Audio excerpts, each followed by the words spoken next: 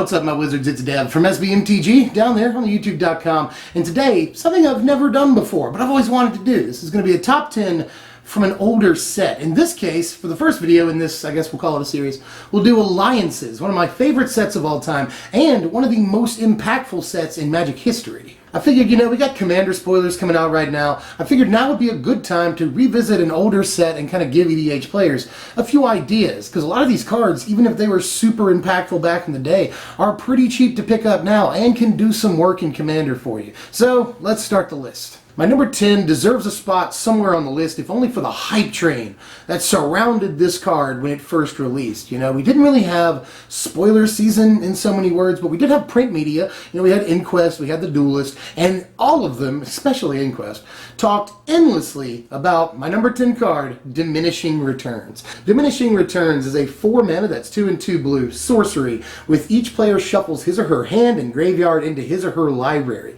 Remove the top 10 cards of your library from the game. Each player draws up to 7 cards. Well, upon release, this was hailed as the new Time Twister and carried a $15 price tag that's now down to 45 cents, by the way. But when I say that some things can do work in EDH, this is one of them. So this is not a horrible card, but it just really didn't find its way into too many decks back in the day. There were control decks that played a one of this card, and I believe there were a combo deck or two that played one or two of Diminishing Returns, but did not quite live up to its hype. But still, I think it deserves a spot on the list just because this was the easily the far and away number 1 most hyped card from the set that everyone was so super excited about. And even though it didn't quite live up to the hype, it's still sort of an important card in the lore of this set because, as far as Magic history up to that point, I don't think that a single card had been hyped this much except for maybe Jester's Cap. Speaking of hype, my number 9 card is one of the other most overhyped cards from the set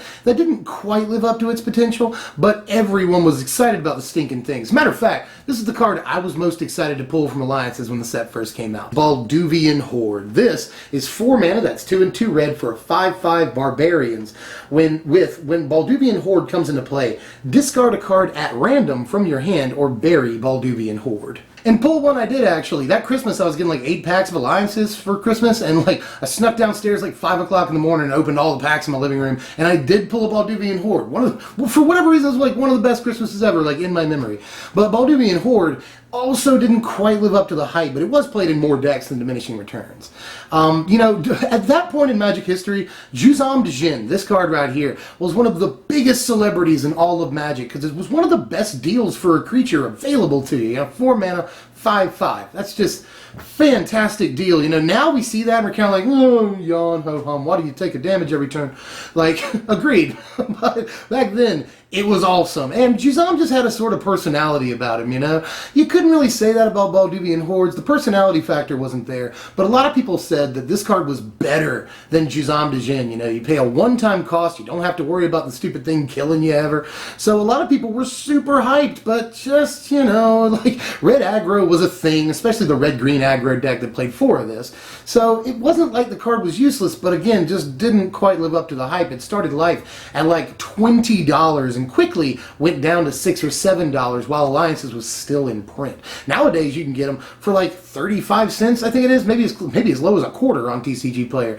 And if you're building like Mono Red, Aggro, Madness in Commander, I don't know why, but you could play this. It's it's a solid body. Number 8 is where we start getting into some really impactful cards, and I liked this thing because it was a really good combo piece, and if you have been watching the channel for a while, you know that I like stupid combos. Number 8 is Storm Cauldron. The Storm Cauldron is a 5 mana artifact with, during each player's turn, that player may put 1 additional land into play. Whenever a land is tapped for mana, return that land to its owner's hand. Again, just incredibly influential combo piece that did a lot back then, We had Seismic Assault. Just put those two side by side and it's obvious what we're trying to do. Same thing with Fast Bond. A lot of people played this with Fast Bond because it really negated, it just play as many lands as you want, and you can keep bouncing them, playing them again, tapping them, bouncing them, tapping them, bouncing them, and basically getting as much mana as you have life total.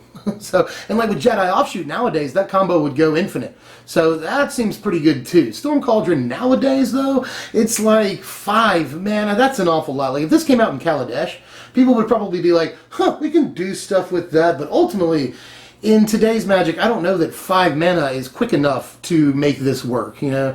But back in the day, it was definitely an influential piece that went up to about $10 shortly after release because of the combos available with it. Nowadays, you can get it for as low as 75 cents. Storm Cauldron, not as influential as it once was, but back in the day, it had a lot of applications. My number 7 is one of these cards that, if it was printed nowadays, it would kind of blow people's minds, and it's one of my favorite cards of all time. Not just from this set. My number 7 is Pillage. Pillage is pretty simple. It's just 3 mana, that's 1 and 2 red for a sorcery. Bury target artifact or land. Can you imagine if this got printed in Kaladesh or like Aether Revolt? I don't think it's on the reserve list. They've printed it again since then, so I really don't think that it's on the reserve list. They could pre-print Pillage, but they won't. They've already said 3 mana land destruction is a bit too good. That's why they won't reprint even Stone Rain. So they are not reprinting Pillage, especially in this format where the, bury an artifact clause is just like super dope and would be amazingly useful. I would love for you to reprint Pillage, Wizards, and I know you're not going to do it, but this is easily one of the best cards from the set that saw a lot of play on through the years, and it really didn't ever peak that high. It was like $1 when the set came out. I think it peaked at like $2.50, and now Pillage is down to 30 cents. So if you're one of those brave souls that's doing EDH land destruction, there are some lists out there for that. Pillage is definitely a key piece. My number 6 is a common, and we've seen a bunch of rares up till now, and Pillage is an uncommon, but this is the first common on the list, and I believe it's the only common on the list, but there's definitely a reason for it. My number 6 is Gorilla Shaman. Now, Gorilla Shaman is just 1 red mana for a 1/1 gorilla with X1, destroy target non-creature artifact with casting cost equal to X. Looks unassuming, right? Well, this thing actually got its own nickname because of the application that it had in really old formats. Mox Monkey, which is just one of my favorite nicknames ever.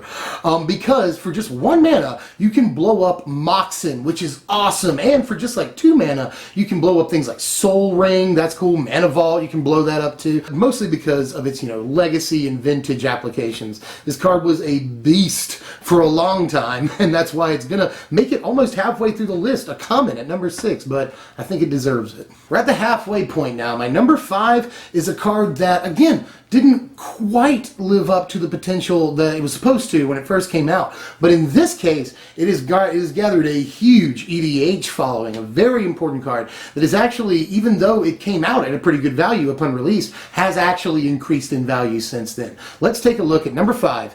Helm of Obedience. Helm of Obedience is a 4 mana artifact with a lot of text. It's X tap. Put the top card of target opponent's library into his or her graveyard. Continue doing this until you have put X cards or a creature card into that graveyard, whichever occurs first. If the last card put into the graveyard is a creature card, bury Helm of Obedience and put that creature into play under your control as though it were just cast. X cannot equal 0. This was good for a couple of reasons. There were creatureless control decks back in the day. So this is basically a millstone that can mill for X, because it'll never hit a creature, and you just crush control decks. That did happen, but it was also a way for control decks, conversely, to steal mid-range. Even though mid-range, it wasn't called mid-range back in the day, but there were definitely decks that mixed creatures and removal, and against those decks that played a bunch of big creatures, Helm was fantastic. But there was always the idea, sometimes you get a War Elf or something like that. So Helm just never quite lived up to its potential back in the day, but it has become a staple in EDH, or at least in some LGSs. A lot of people want their Helms. And as a matter of fact, it's such an EDH staple that it came out at $15, which is a lot for a card back then. That is the huge amount of hype.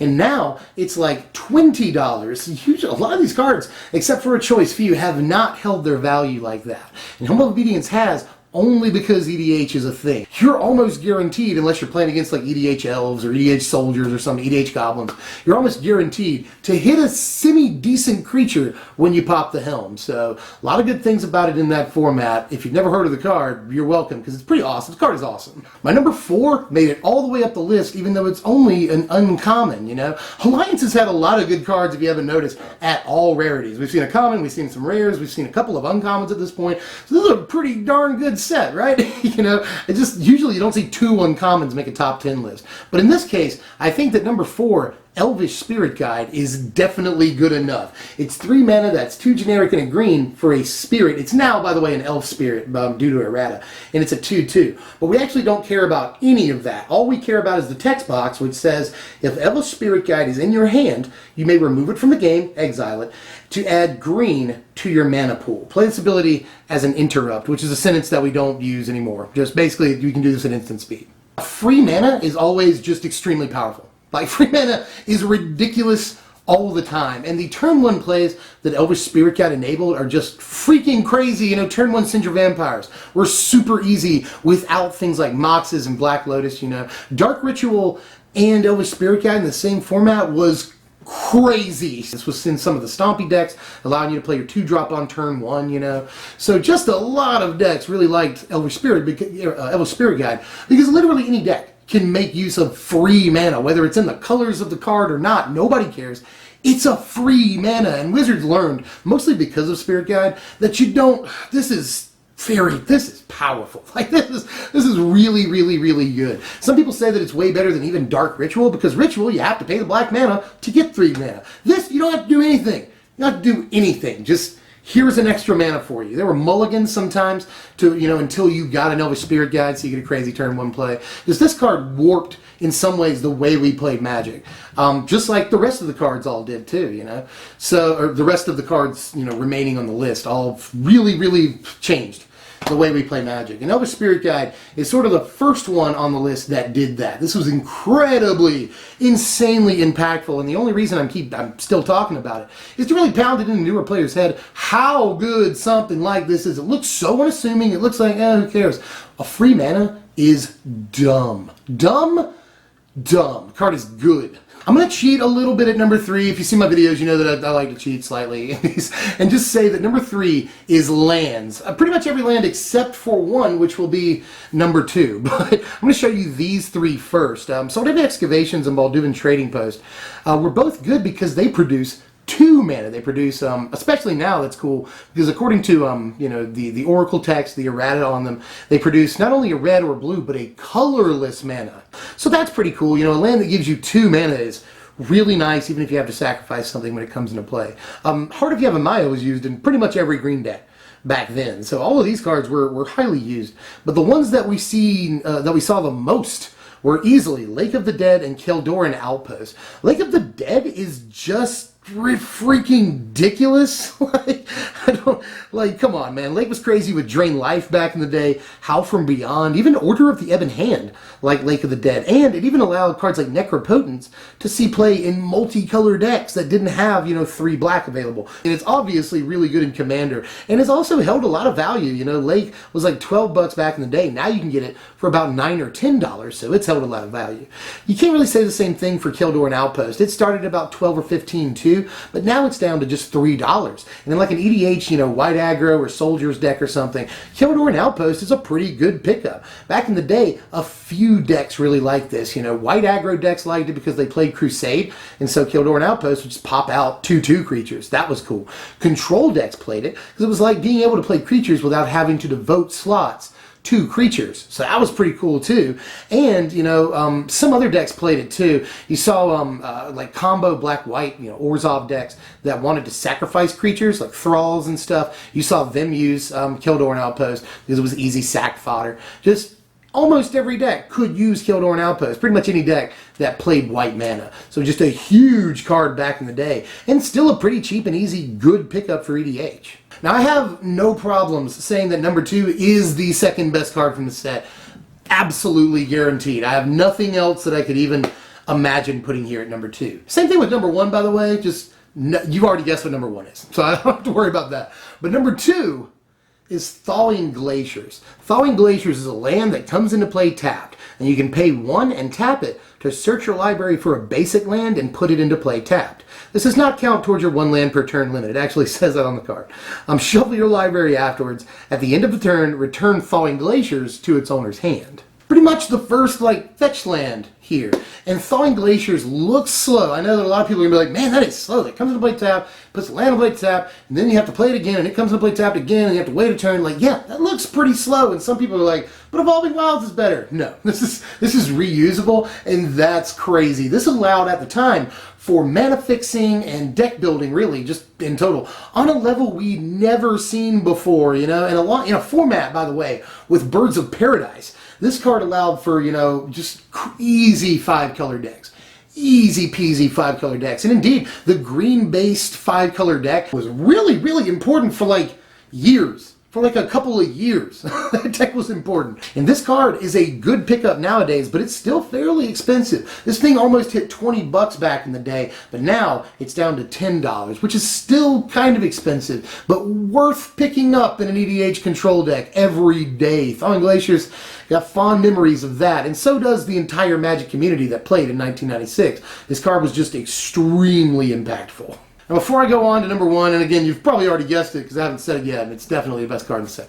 I'm going to throw out some honorable mentions for you, and I've actually got a lot of them, so buckle up. We're going to start with Misinformation. Let's throw that out there. Really good in discard decks because it lets you put jank back on top of your opponent's library and really shut them out of 3 whole turns. Ritual of the Machine was an awesome sort of control magic kind of card. Only costs 4 mana, and the downside can easily be turned into an upside. Arcane Denial, even though it pales in comparison to another counterspell from this set, which we'll get to in just a second, it's still a card that if it was printed today would absolutely see play. We don't care that it lets them draw 2 cards. It still lets us draw a card. That's cool. It's, you know, a 2-mana hard counter that is splashable. Arcane Denial is ridiculous. Sustaining Spirit was like Platinum Angel before Platinum Angel, so that was cool. I really like Spirit. Lodestone Bauble was really good in a format with not only a bunch of land destruction you had to fend off, but also, you know, you had your own strip mines you could get back from the graveyard, and Bauble saw play in that Storm Cauldron combo deck too, with Seismic Assault. Exile, just solid, super solid instant speed removal that removes the creature from the game, is actually where we get the term Exile, is from this card. And Library of Latinum was something that was played in a lot of control decks, although I don't think when I played Library that anybody ever let me tutor. I think it was always draw 3. Ivory Gargoyle, another important control card, because it can just keep coming back forever, even if they remove it, unless they exile it. But other than that, Ivory Gargoyle is just going to keep coming and usually wins the game. Lim-Dul's Vault was just really, really good filtering. That's also pretty good in Commander right now, by the way. And then I guess the only other honorable mention is Yavimaya Ants, which I just had a lot of fun with. It's one of my favorite personal cards from the set. It's like a green, sort of like a green ball lightning that costs 1 more mana. But Yavimaya Ants, I love Yavimaya Ants. And then I guess the only other thing I want to point out is the most annoying card from the set, which is probably Soldier of Fortune. And there actually was a Type 1 deck that revolved around Soldier of Fortune. You get it out as quickly as possible, you get multiple copies of it out, and then you just make them shuffle their Black Lotuses and Moxes and stuff. Which even back then, you know, Black Lotuses went for as high as like $250, Moxes could be about anywhere between $80 or $100. So you're still making them shuffle like $1,000 worth of product, like 3 times a turn. And they hate that, and they will sometimes concede the game and punch you in the face. The Soldier of Fortune actually had that deck built around it. And my number 1 card, I know everybody called it Feldegriff. Just kidding. I had to mention Feldegriff. And a cool piece of trivia, by the way, on Feldegriff is that the purple hippo, the flying purple hippo, actually is an anagram for Garfield PhD, Richard Garfield, Dr. Richard Garfield, who created the game of Magic. So that's a fun piece of trivia, and it's a purple hippo. But everybody knows that the actual number 1 card is Force of Will, guarantee. Of course this is number 1. Nowadays, Wizards thinks that a 2-mana hard counter is too inexpensive. That's too cheap. 2 mana is just broken. So imagine a free counter spell. This allowed blue mages to counter a spell before they've even dropped a land, which is sort of cheating, but people also looked at all the gunslinger combos that killed so early as cheating as well. So this gave blue mages a sort of weapon against those decks. And it's still performing that task in Vintage, in Legacy, and even in Commander, you know. Some of these decks want to go off very quickly before you can get shields up, and Force of Will gives you a way around that. A free counterspell is just unfreaking believable, you know. There were other free cards in this set, but this one definitely the best one. You know, you had Bounty of the Hunt, sort of a instant speed, you know, sort of giant growth you can spread among creatures, just blow out combat trick. You had Contagion, which was able to, for free, kill 2 creatures. That's also good. But no one can argue that Force of Will is not only the best of those cards, but pretty definitely the best card in Alliances. And I won't even say, not only is it the best card in Alliances, far and away, but it's one of the best cards in Magic history, bar none. By the way, like, one of the best vacations I've ever had was basically defined by Force of Will. You know, I went to like Destin, Florida, I think it was, when I was like 15, and the beach was really pretty, white sands, it's cool. Destin was an awesome place. But at the mall, I got one pack of Alliances, cracked open a Force of Will. That's just like, it made my whole trip. And back then, that card was only like $5. Force of Will went through a period where you could get it for one paper Abraham Lincoln in American dollars. That's crazy to think about now, because nowadays it's anywhere between like $80 or $90 for the Alliances one, and then $100 for like the Eternal Masters version. So really hard to get your hands on a Force, and it's obvious why this is just the best counterspell ever printed easily. So that's it for this one. Those are, in a subjective way, I mean, it's my list, the 10 best cards in Alliances, plus like another, I think it was 10 or 20 honorable mentions there. I don't know which one I'm going to do next time. There's other ones I want to cover. I want to do Tempest. I want to do any of the Urza's block, you know, just Urza's Saga was probably my favorite one, but I like Destiny and Legacy too. So I've got other ideas for this series. Let me know what you want to see. A couple of people said Homelands. I'm going to let Wedge cover that. I think that everyone wants to see Wedge either do best or worst cards from Homelands. I'm going to let him take care of that, even though Homelands is a set that I actually remember fondly. So, but still, Wedge, you know everybody wants you to do that one. You should do it. You should just do it. Anyway, that's all for now. If you enjoyed the content, hit the like button, because that'll get the video out there to more people and help me more than anything else you could do. You could also sub for more of this content and obviously deck techs, which is pretty much all the channel does most of the time. But that's what I like to do. I like to make decks. So sub for all of that, and I'll see you guys later. I'm Deb from SBMTG. Thanks for watching, my wizards.